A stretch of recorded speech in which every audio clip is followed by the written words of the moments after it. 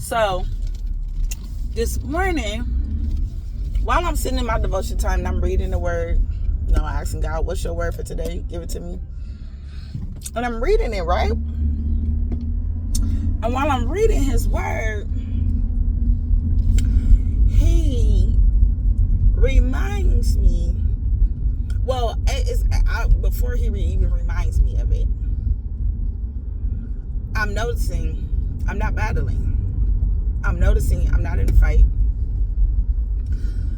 I'm being still, but I am aware of my surroundings, and I'm aware of my internal surroundings. And he said, let's talk about this. And he reminded me, like, you know why so many people are in hell, or feel like they in hell, or they're in constant battle? And I said, no, why? He said, because when there is not a battle and the war has actually been won, when it's all over said and done, when their prayers are answered, because they are used to being in the fight and being on the front line all of their lives, from childhood to adulthood, that they don't know how to function when it's peaceful.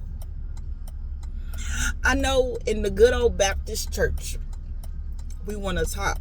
It's a fight every day.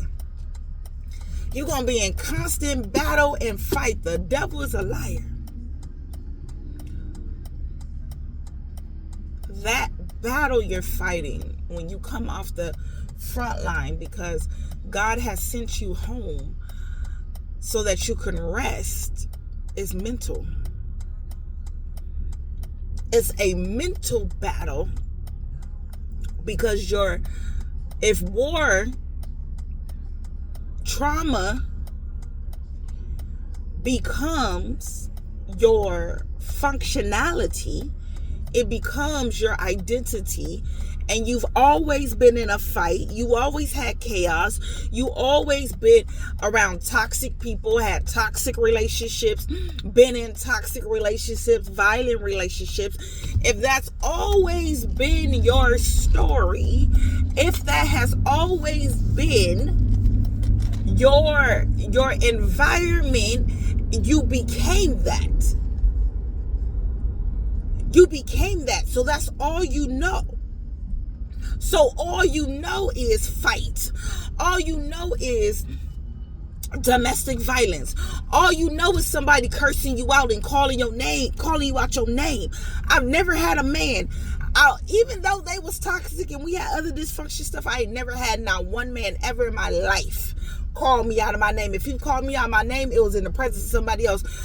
But they had a little bit of a respect for me to know I better not call her out of my name, out of her name.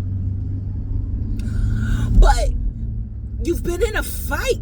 You've been in a fight in your childhood because you was getting bullied, because you was different, or your style was different than everybody else, because you didn't want to be like everybody else.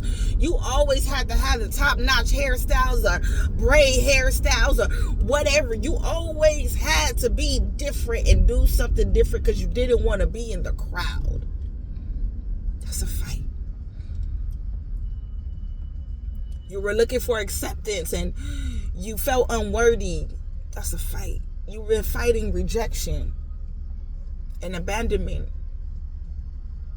That's a fight. You went through physical and emotional abuse as a child. That's a fight. Verbal abuse. It's a fight. You went through trying to be accepted. You went through all of these avenues of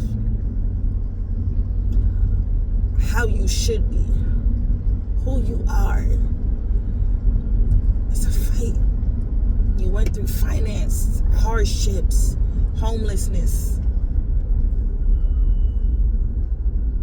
That's a fight. It's a fight. It's a fight. front line all your life because the people who came before you didn't fight, they gave up. The people before you didn't pave the way for you. They gave up. And because they didn't pave the way for you, now you got to pave the way for your family. And you realize for the first time in your life, everything is still and peaceful. And you think about like, dang, I've had these moments before. And because your identity was so engulfed in the fight, your identity was so engulfed in you are a warrior, you a soldier. Your identity has been so engulfed in being a fighter that's all you knew. That's all you knew. That's all you knew how to be. And then when you sit and be still, you think about, wait a minute, I've had some be still moments. But you went to go look for a fight. And when you go looking for a fight, you self-sabotage stuff. That's self-sabotaging.